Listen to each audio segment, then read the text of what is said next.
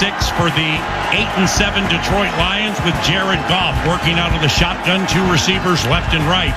Vikings had the ball first, went 3 and out. Here's a blitz on Goff. Down goes Goff. Harrison Smith got him. Harrison Smith got him with a sack. Dallas Turner was in the mix too. We dance without a care. No receivers, 3 tight ends, 1 to the left, 2 to the right. Straight eye on 3rd and goal. Handoff Aaron Jones. Heads to the left. Runs through a Lion. Touchdown! He's showtime! And Aaron Jones has plowed the Minnesota Vikings to a 6-0 lead. 3rd and 8 from the 28. Big blitz. Van Ginkel smacks Goff, who gets it off, and he throws an interception. It's Byron Murphy Jr. Yes, sir. And he runs out of bounds at the 48-yard line. The Minnesota Vikings have turned over the Detroit Lions 3 times. It'll blow your mind now. Wishing you can Paying off all those sponsors today. Yes! Oh, there's another interception. Goff over the middle. Harrison Smith. Holy cow, Hitman. Just go ahead and steal the show. Look at Harrison Smith celebrate with all these kids. He has a sack. He has an interception. And the veteran, the Hitman, is dominating the Detroit Lions. KFAN and the vast and ever expanding KFAN Vikings audio network. Oh, pass. Bam! He sacked and he dropped it. And the Vikings have turned over the Lions again. All right, Brosmer takes. Oh, it's a trick play. And here comes Jordan Addison steaming to the 40, to the 30, down to the 5, close to the end zone. Mark it. Signal. Touchdown! Jordan Addison. What an unbelievably sneaky play by the Minnesota Vikings. I'm of a species that likes it greasy. No processed cheese for me, please. Keep it organic. Studio mechanics can never recreate the way they used to play. Hey, what's going on, everybody? All righty now. Hey, it's the Friday football. Buffalo Wild Wings Egan gets the money today for the final Friday football feast for the Minnesota Vikings 2025 regular season. Good morning. This is Jared Wells, engineer extraordinaire. To my left, we have Nick Madden over here with his street team. Alec Lewis from The Athletic, Nordo from 9 to noon, and I'm Paul Allen. Good morning. We're pretty safe to say. I think it's very safe to say, with the way things are shaking out for this weekend, that the Minnesota Vikings are going to finish 9-8, given they are hot. Green Bay has opted for some Clayton Tune-related terrorism. Good morning, gentlemen. And what do you think of the border battle 1-3-1 to close festivities? But first, anybody want a T-shirt? Make some noise. Just a little bit of noise now. Come on now. What do you think, Mr. Alec Lewis, The Athletic, theathletic.com? First of all, what a crowd. I mean, I don't know. I was telling Nordo. We applaud you. Yeah, I mean, this is a very good crowd in Egan. Welcome, I told Nordo and I were talking right before. I'm like, this is unbelievable. He's like, well, it is a holiday, right after a holiday. I didn't really put that together. Clayton Tune versus Brian Flores defense is kind of like Nordo versus Brian Flores defense a little bit. Okay. So what does that mean? It's quite difficult task ahead for Mr. Clayton Tune. We'll be curious who he's throwing to because they're not going to play a lot of their starters, and this Flores defense has been just exceptional and a joy to watch now for however many weeks it's been. I mean, you cannot say enough about just the plans they put together and then the way the defenders have kind of taken to those plans at the back half of the season where they really have no business giving it as much as they've given it every single week. It's been beyond phenomenal to watch, and it is a complete testament to the players and coaches. And I hope, whether this is it for Harrison Smith or not, I hope he can duplicate that performance from Christmas because it was a blast to watch him, and it was awesome to see the emotion from he and the crowd throughout that entire game. And it's a border battle weekend. So those here at the Promenade in Egan need a ton of excuses post-New Year's to show up, have beers with friends, and root for battering on the border rival. And it is Clayton Tune season, so that's going to be ugly from start to finish on Sunday in the border battle. But you're right, it's the way this team is finished, and it's, again, silver linings and consolation as a team that isn't going to the postseason. But the masterpiece defense combined with certain individual stories, whether it's the Hitmans, it's the Jalen Redmonds, it's the Eric Wilsons, the things that we can kind of take into the offseason and nibble on in terms of what 2026 may or may not look like. It's been a blast watching this team win 4 straight. Let's just make it 5 and put a cap on the 2025 season that way. Why not? Minnesota Vikings quarterback J.J. McCarthy with some finger-related terrorism. He went full in practice yesterday, which means he seems to have a grip on things. That's exciting, isn't it, Alec? Question. You keep saying finger. Yeah. Is it the finger or is it the hand? Was it the hand? I think it's just the pinky. Well, it could be both. Yeah, it's hand-related terrorism is what it is. No, I mean, I don't... A hand encompasses fingers. That is true. The hand does have fingers. That should be in the preposterous statement tournament, hopefully.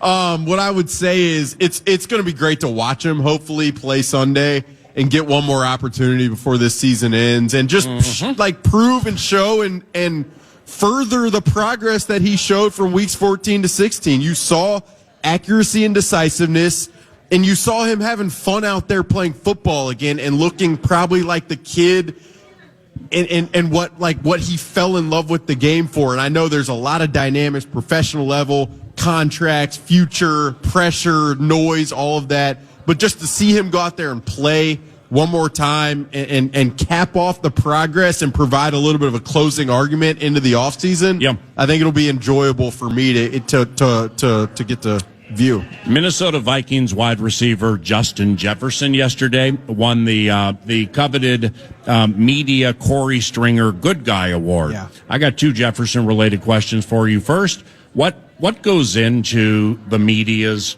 Good Guy Award? Yeah, so for people who don't know, Corey Stringer passed away, and he was a phenomenal person. Like, you talk to the Kevin Seiferts, the people who have been here and done it for a long, long time at a really high level, and they will talk about just the type of guy that Corey Stringer was. And so every year, the media, the beat writers who are there every single day, we vote on a player who we feel like handled everything with such grace, with honesty, with gratitude, and just like was very gracious with their time all year. And we gave it to Justin Jefferson this year because of every single week he stood up at the podium. He's answered questions honestly. He's never been snippy at all. There was the one time after the game where he didn't talk, and that was a departure from the norm, which for us, like, we are grateful for a guy of that, not just a guy of that level. Like, Justin's a superstar, and the way he handles the media is impressive, but just for he's approachable in the locker room. Off to the side, just it was awesome to get to see Dane Mizutani present that award to him. You were there, PA, but Justin was appreciative of it, which was just funny to see him like all happy and smiley about it. It was kind of funny. After the media Corey Stringer Good Guy Award, Justin did his regular weekly press conference, generally on Thursdays. And he had a quote yesterday, and I'm going to run it by you just to see if you think there's anything into which we need to dive, or if you can read between the lines. And it was Justin Jefferson on J.J. McCarthy as the quarterback next year for the Vikings. Quote, from a decision-making standpoint, that's not my job.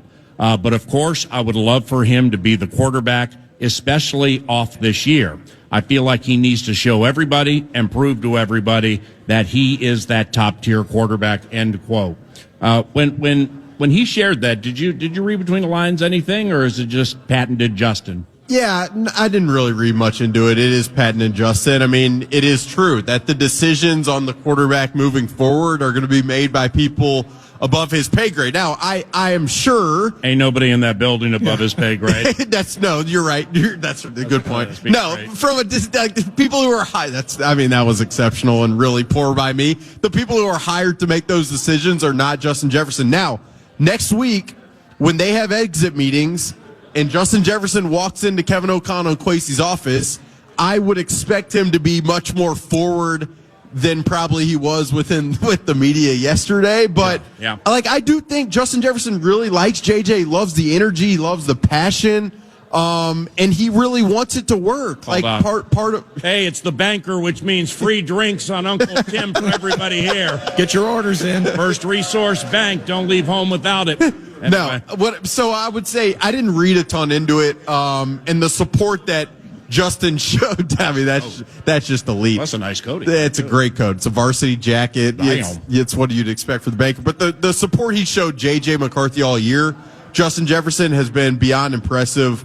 And as a teammate and a captain and a leader, that's why you pay a guy that much money, really. Well, I think in the end, he wants to win. Yeah, so he genuinely likes J.J. McCarthy, and you need that to work out. And I think there can even be a selfishness. You think about the grind of production this year, and again, a team that's 4-8, now 8-8. We're loving the 4-win streak, but you're not going to the playoffs.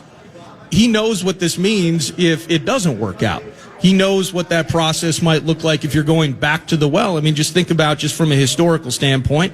Early on, 2022, with this regime, you have Kirk Cousins. You have a good year. Sadly, it's you're losing at home to the Giants in the postseason. Ed Donatel. But correct. I think the Giants converted some 3rd and 15. I can't. Anyway, moving on from that. Sorry. No, it's fine. There are a lot of scars as a Vikings fan.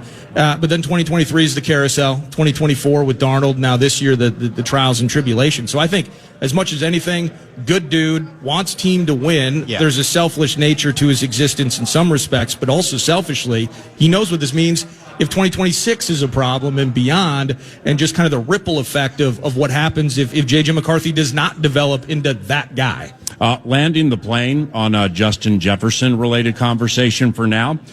Ben Lieber, sideline analyst, Minnesota Vikings Audio Network, he told Nordo the other day when I had a vocal maintenance day that it's prudent to sit Justin Jefferson in this game. Now, Justin's going to play. What do we feel about that? Yeah, I don't know. I mean, these guys you get so few opportunities to do this in your career. Yeah. And to attain the standard that Justin has for himself, which is, at least 1,000 yards every year. If you get the opportunity to play and you're healthy, to go out and help the quarterback, to put the punctuation on the 9-8 season, it's hard to believe that you wouldn't go out there and play. I get Ben's perspective. Any serious injury, I'm going to feel like I probably should have been more on his side here. But you need to think about the fans too, yeah. Specifically the ones paying the money, hundreds, if not thousands of dollars to come see Border Battle 131. That Nordo gets his 4th preseason game a week late with Clayton Tune. So, people are paying a lot of money for that man. If Justin can play, he plays. Yeah. Justin's a competitor. That guy wants to win more than anything. Nordo, I'd be curious your thoughts. Well, I just say look at the Raiders, okay? The Raiders are a disaster. And they're going to be picking near the top of the fold. And what is it, 2-3 win operation in 702. Max Crosby basically wanted to quit the team after his coaching staff told him that he wasn't going to play. Yeah, he did have a back injury though. But there's a little bit difference there because of the injury and protecting. Injury laden career really last couple of years for Max. Yeah. But in the same set, certain individuals on teams, leaders on teams, we get media good guy awards, and we ask a lot of Justin Jefferson to tell him week 18. Nah, man, we're gonna take your helmet and take that opportunity away from you. And that's not even about, 53 yards that he needs for 1,000 yards on the season. Right. You're asking your leader, you're asking the guy you've already asked so much of throughout the season, now just completely gear down and put this thing into the offseason. He has to play, I think. Yeah, there's a lot that goes into being a captain. Exactly. Yeah. And it says a lot about him, that he would reject the idea of not playing in this game and competing and helping. That is it's nothing about Justin Jefferson's nature. This guy who, his whole ethos is loving to play like a kid and competing like a kid, removing him from week 18 when it's one more possibility that would go against probably everything that he kind of stands for. Lastly, for this opening segment at Buffalo Wild Wings, Egan for the final Friday football. Is this the final game Jalen Naylor will play with the Minnesota Vikings? He's set to be an unrestricted free agent. Potentially. He's going to make a lot of money. There are a lot of teams around the league that know his value, that watch the tape, that understand. The Athletic does not compensate you for potentially. Compensate you for yes or no. I would say the likelihood is very high. The Vikings have been very like steadfast in Jordan Addison and what they believe Jordan Addison is and can be still as a young player, as a young person. And I mean, again, Jalen Nailor is going to probably make somewhere from, I would say, like $13 to $18 million a year. It's a sizable amount of money. With what the Vikings have to pay everywhere else, so that's what I would say. Nordo, I don't know. It's his last game. I think he will garner money via free agency, and I think that he's earned it. Now there is an aspect of this, like we fall in love with our draft picks. I love what Jalen Nailor has done for this team. But love it or like it. I love what he's done for. Yeah. I love what he's tried to represent in the stead, specifically early in the season, the last 2 years. When we needed him to show up, you got Addison in the suspension. A year ago, he had a touchdown a game, I think, through the first 3, when Addison had an ankle, I think, for one of those games, maybe the Niners game or something. And so I love what he's tried to represent. The production, I like it. Yeah. But in terms of versatility and things moving forward, I just, with everything that we have to do from a roster standpoint in the offseason as it is, to allocate anywhere, if you're throwing 13 or 18 million a year, good for Jalen, and best of luck in future endeavors with his next team. But think about Alex's latest report. If you need to find money for Joe Burrow, well, I mean, you can't. You have to look at how many picks. That wasn't your report? I didn't say that. No, but the funny thing is, you said I get compensated, not to say potentially. Like I'm not. The funny thing about sports writers, I guess I could act like I know. Like I don't know. I know that Jalen Nailor and the Vikings, from someone close to Jalen Nailor, like have not talked about an extension. That's what I know, and so at that point, it would lead me to believe. But there's no certainty with anything. Just like there's moves that can be made, there's trades that can be made, and no, I'm not reporting the Joe Burrow thing because why would Cincinnati give up their entire franchise? I don't really know. That's Alec Lewis with The Athletic and theathletic.com. Each and every week when he joins the Friday Football Feast, we thank Steve's Appliances and stevesappliances.com for the aid with that during the 2025 season. We have a segment coming up a little later that will tie some teams in the NFC to Steve's Appliances related appliances. So that'll take place in the second hour. Also, by a show of hands, has anybody been to U.S. Bank Stadium for a Minnesota Vikings game? Okay. So therefore, you recognize the Vox of all Voxes ever to Vox, Alan Roach, the voice of U.S. Bank Stadium. Ladies and gentlemen, your Minnesota Vikings. That's about a 6 out of 10 Alan Roach impression, but you know who he is. I thought it was good. He'll be here today at 11 o'clock. Big voice Alan Roach here at 11. He's the voice of U.S. Bank Stadium. Avs games at Ball Arena, Super Bowls, and just so much more. Nice of the Vox to stop by today. That's part of the Timber Tech What's on Deck set list, which also includes a one phone interview. That'll be Mike Florio from ProFootballTalk.com 25 minutes from now. We have a fantasy segment at 10 o'clock called IHOP, where charities, as of now, are benefiting $15,000. Thanks in large part to fantasycares.org. And when we return, I have a Brain Flores related theory. I want to bounce off the other two and see what they think. Good morning, ladies and gentlemen. Happy New Year from KFAN and the 9 to noon radio show. Alec Lewis, Nordo, I'm Paul Allen. This is the Friday Football Feast on KFAN.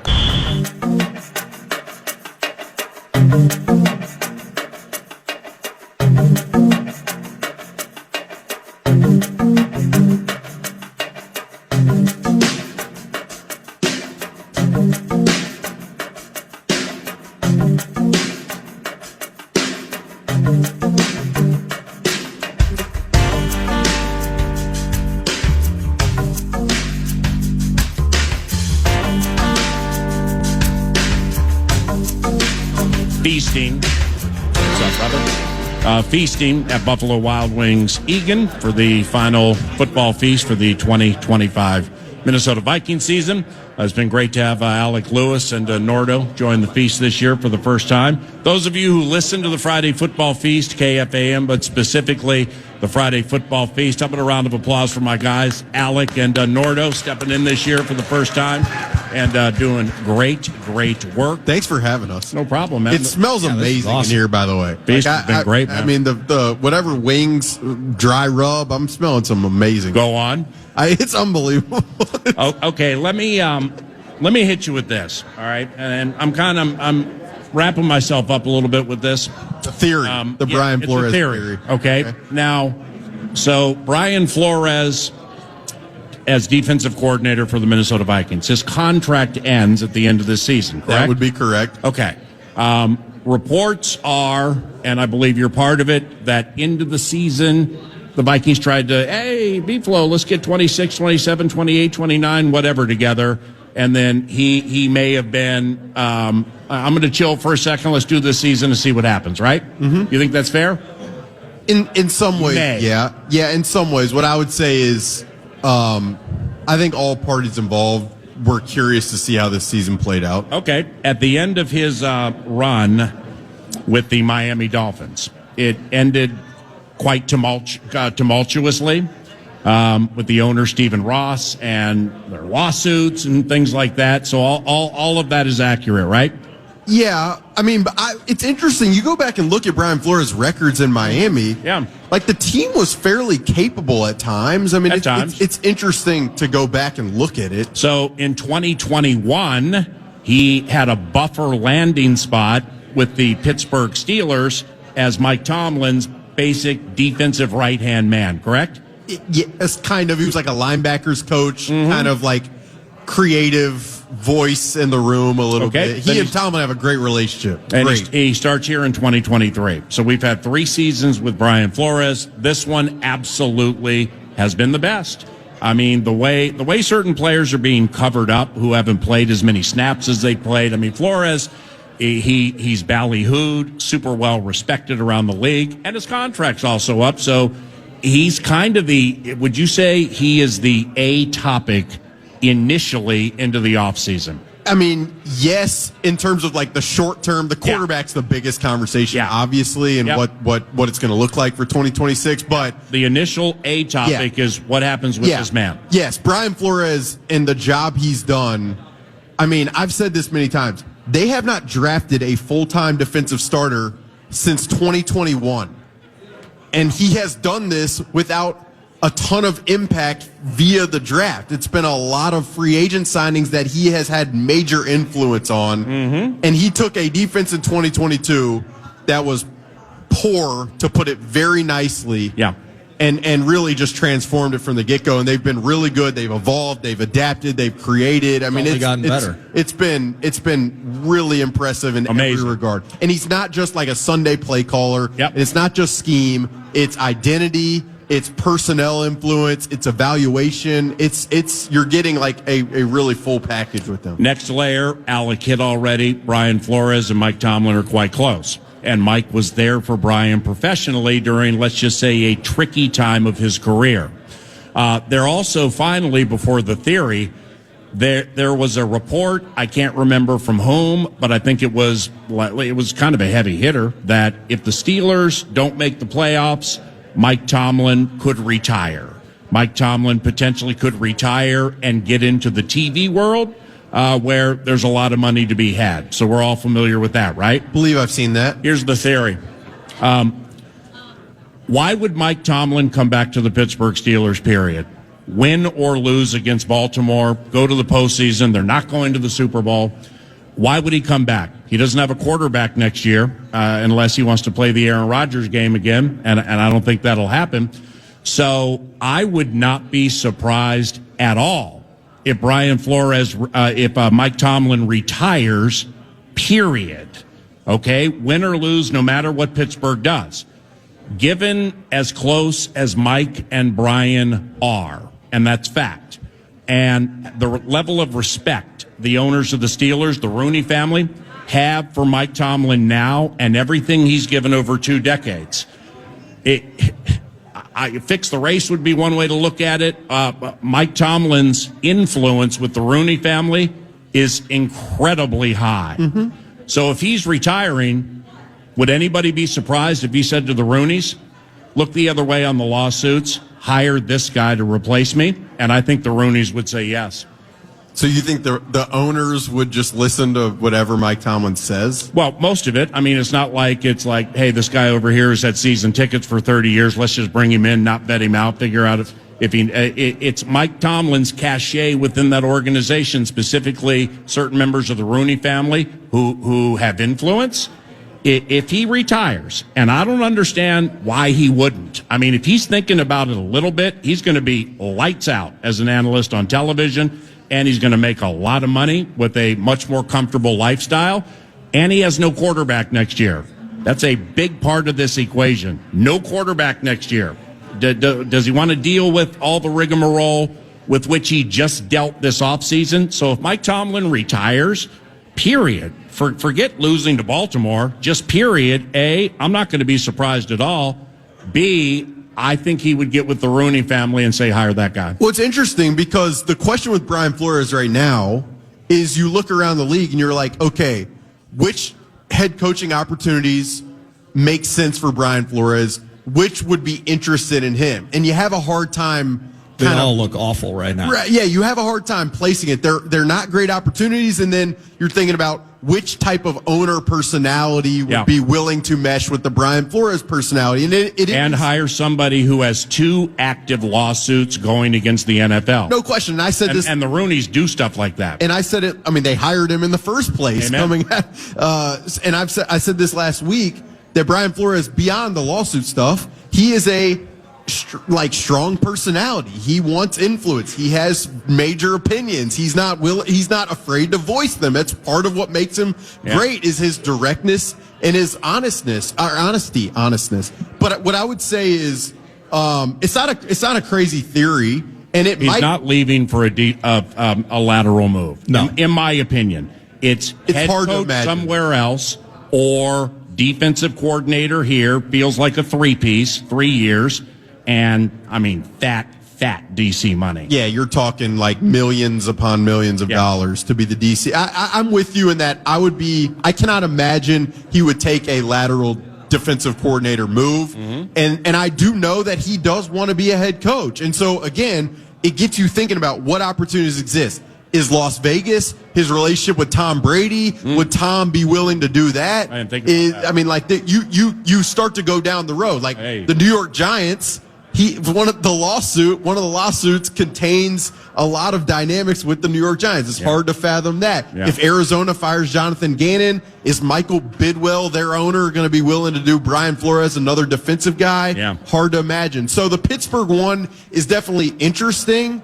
And I would say that Mike Tomlin would definitely be able to probably pass along some very specific and important information to the Rooneys, but it's hard to imagine that they would go from the strong-minded personality of Mike Tomlin to the defensive mind and Brian Flores and transition that way, maybe not go younger and offensive. So I don't know, not a bad theory, but I think that's the conversation it should be. What head coaching opportunities would exist or do exist for Brian Flores? Yeah, I as I've told you, and I talked a bit about it on Wednesday when I filled in for you, I think that Pittsburgh is the spot. Mm-hmm. Like, that's the one that just makes the most sense. The other opportunities that will exist right now, only 2 guys have been fired, I believe. It's Daboll and then whoever was it, Callahan maybe that was fired. And Titans is not happening. So then you got Falcons and Raheem Morris. You get speculation. The Dolphins obviously not going to be an option. And you mentioned the Giants. Wasn't the Giants the bit where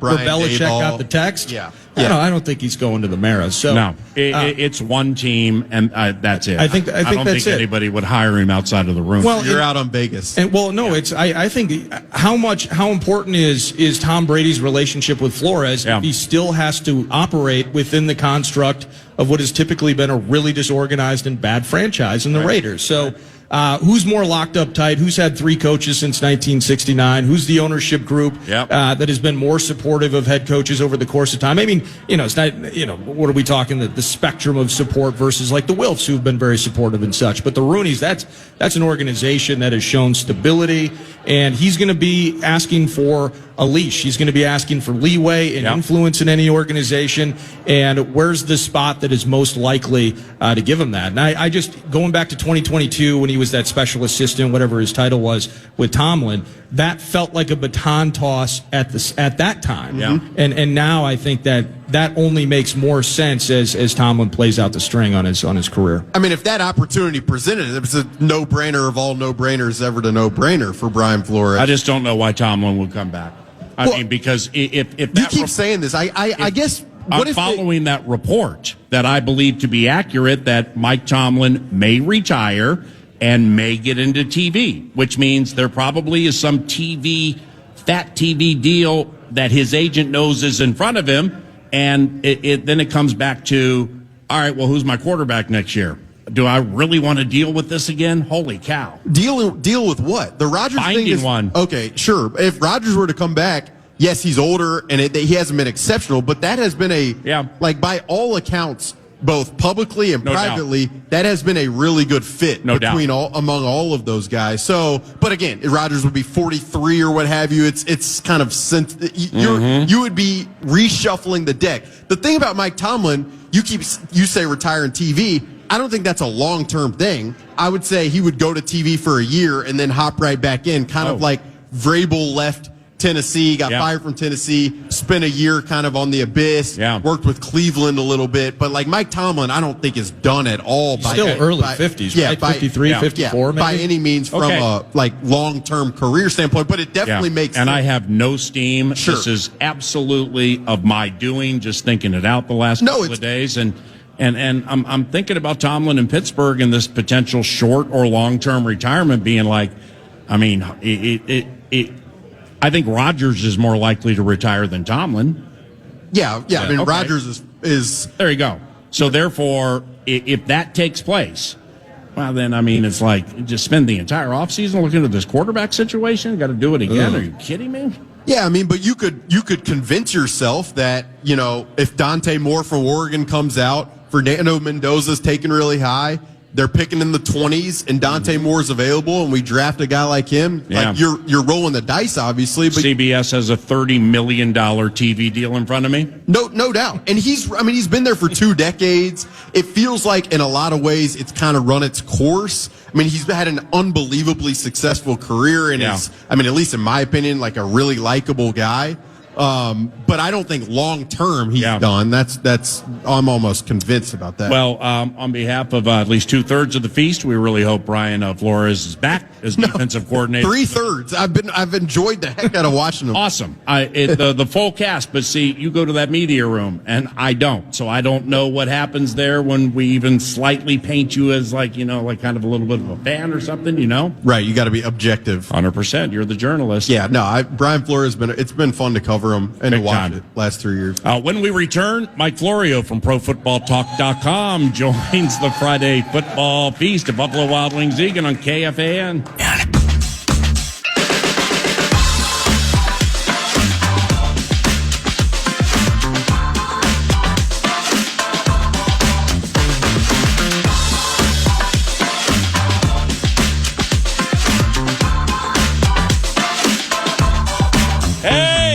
Buffalo Wild Wings, Egan, Friday football. A very special guest of ours on the 9 to noon radio show, generally joining on Wednesdays.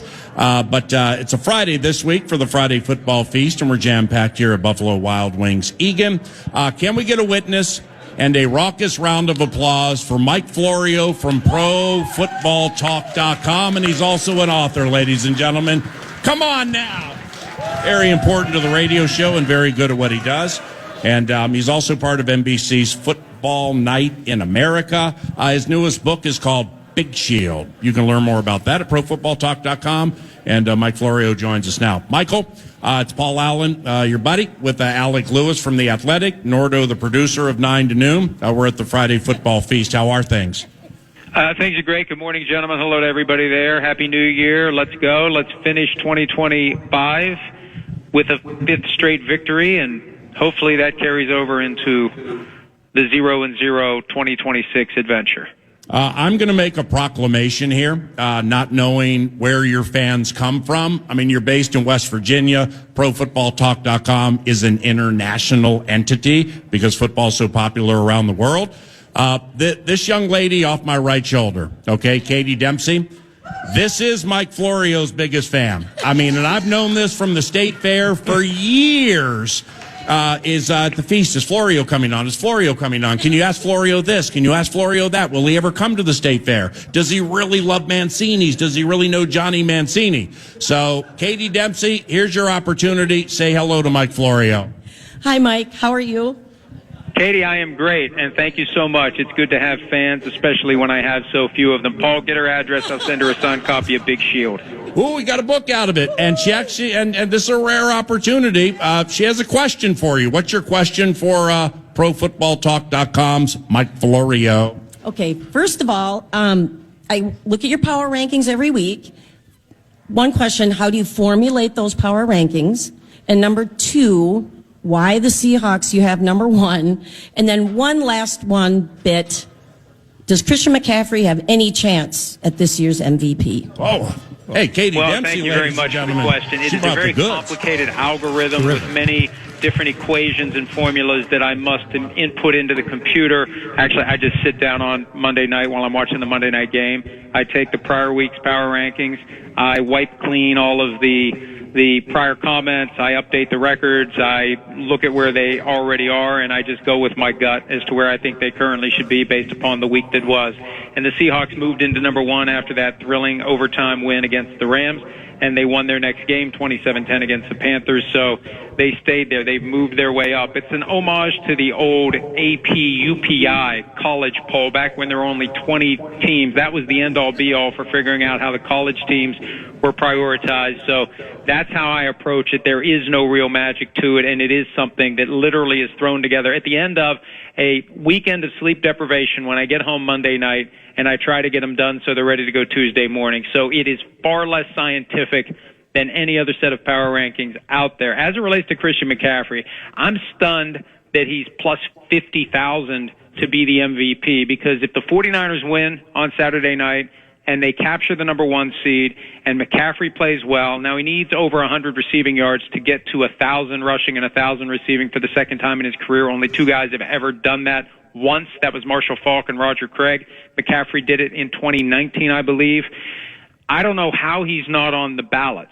They go 5 deep. I've got one of them. He'll be on my ballot if they finish with the number one seed. And if he gets 1,000 and 1,000, I don't know where he's going to land on that ballot, but he will make an appearance. And that one seed means everything. That one seed is the bye week. That one seed is your home until, for the 49ers, the Super Bowl if they can keep winning. And he's been the one constant through all of the injuries and everything else that's gone on. He's had a great year, and he takes a pounding each and every week. I see him laying flat on his back, and I wonder, is he going to be able to get up? He's dealing with a back injury now. If they finish the job and get the number one seed, he deserves more consideration than I think he's gotten, and we'll see how that plays out. All right, as we go with the Friday football feast at Buffalo Wild Wings all throughout Minnesota, Mike, these shows normally have some pep fest to them, but given Sunday is our final game this season, today it's kind of low-key a funeral for a friend, given that it's ending after Sunday. And good morning. What do you think of the season, and what do you think's coming up next? Well, I mean, look, the season was all in all disappointing. It was a roller coaster. The quarterback situation has complicated the ability to be competitive. And there's just a few games here or there, especially that Bears game in mid-November. If that game goes the other way, and who knows how everything else after that plays out, but the team's not that far away from being in playoff position. I have them at number 13 in the power rankings, ahead of at least two playoff teams. Well, two playoff teams, because they're ahead of the Ravens, Steelers, Buccaneers, and Panthers, and two of those teams are definitely going to go to the playoffs.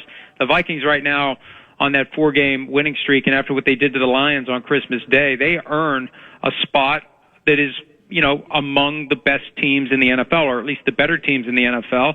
And back in the 80s, the early 90s, before free agency really changed the construction of a team year in and year out.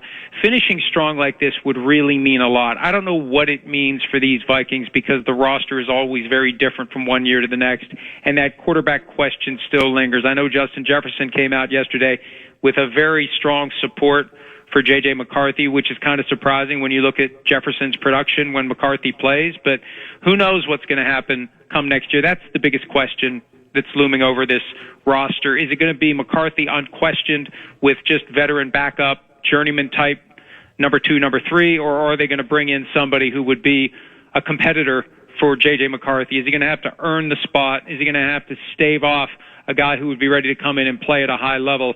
That's really the question for 2026 that we'll get a resolution to, presumably by the middle of March when the free agency carousel starts to spin and the Vikings either do or don't trade for or sign a veteran quarterback with starting experience.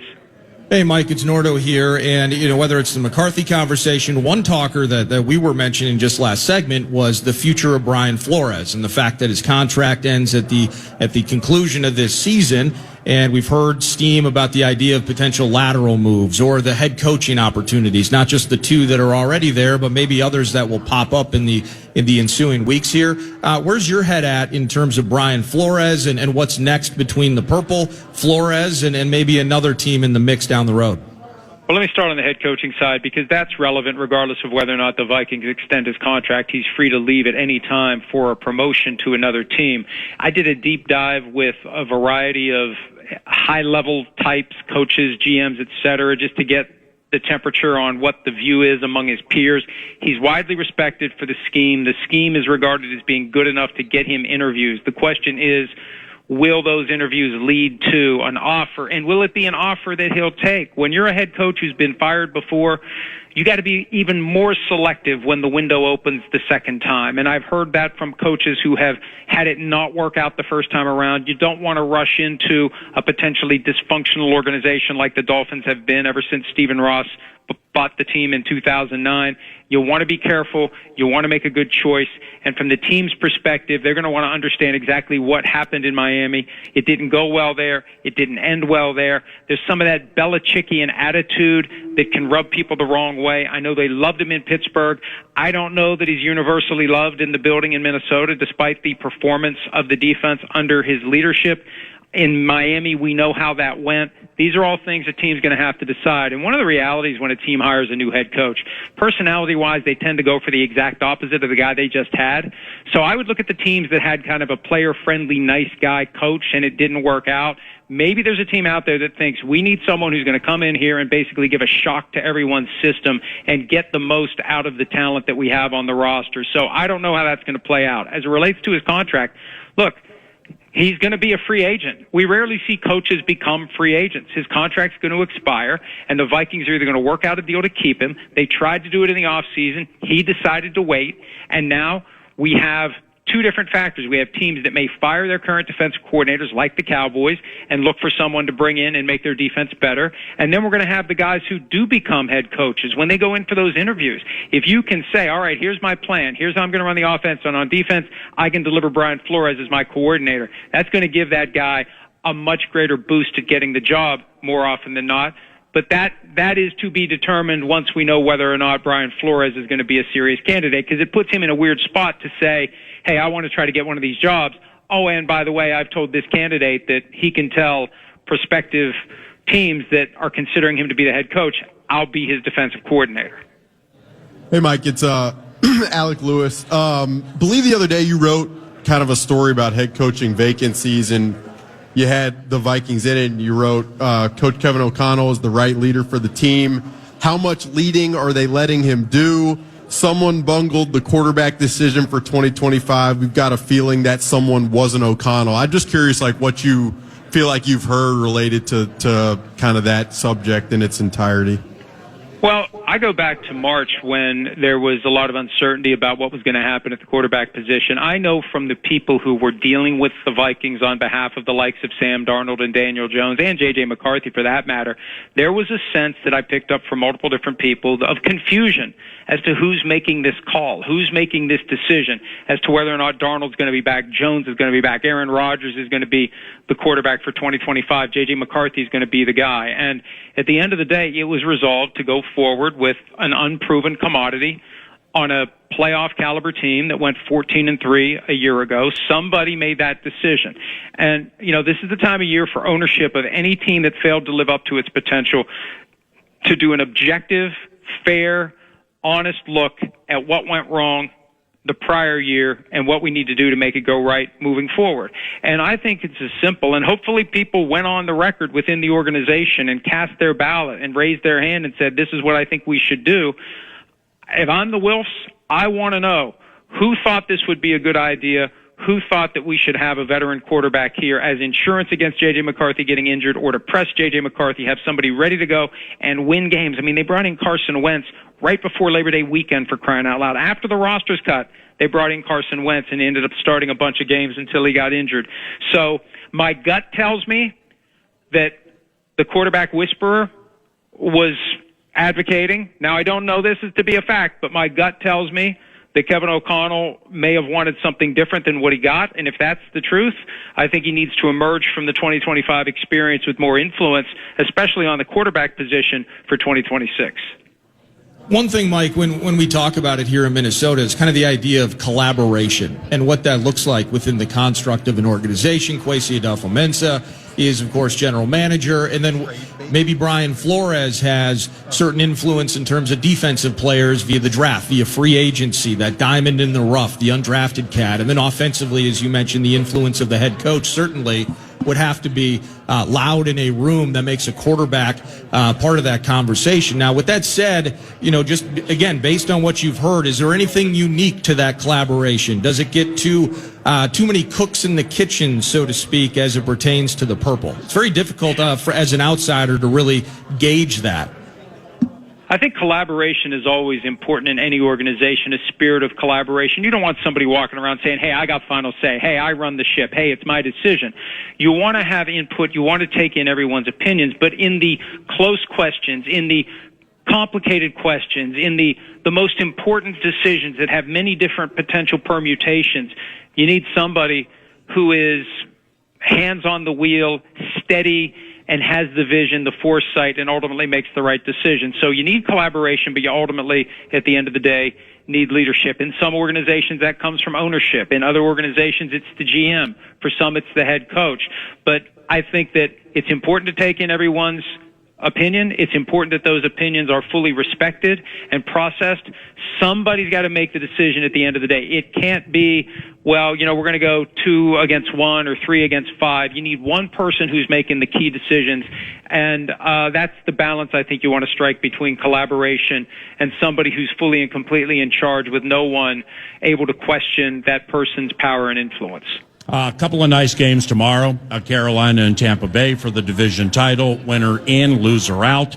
Seattle at San Francisco. The Niners beat them earlier in the year at Seattle. And the 1 seed in the NFC is at stake. So Sam Darnold, Week 18, road game, 1 seed at stake. What possibly could go wrong, Mike?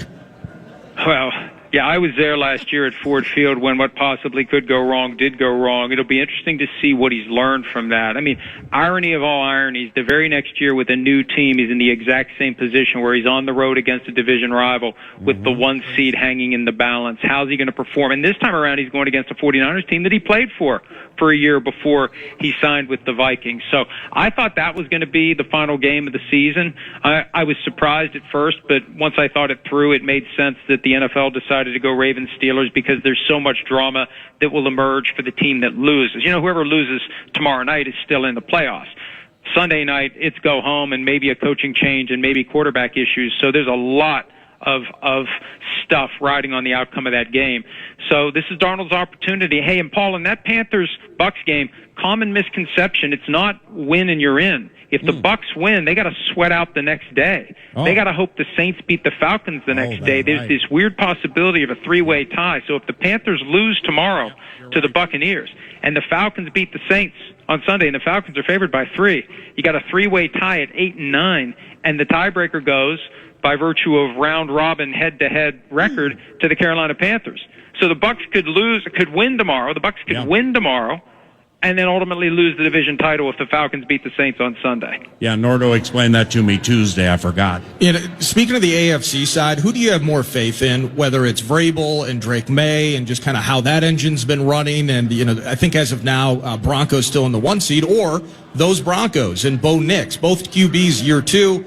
Both QBs potentially having the advantage of playing in front of their home fans throughout the playoffs based on how Sunday shakes out. Who do you have more faith in out of the AFC, maybe from those top 2 with the young QBs?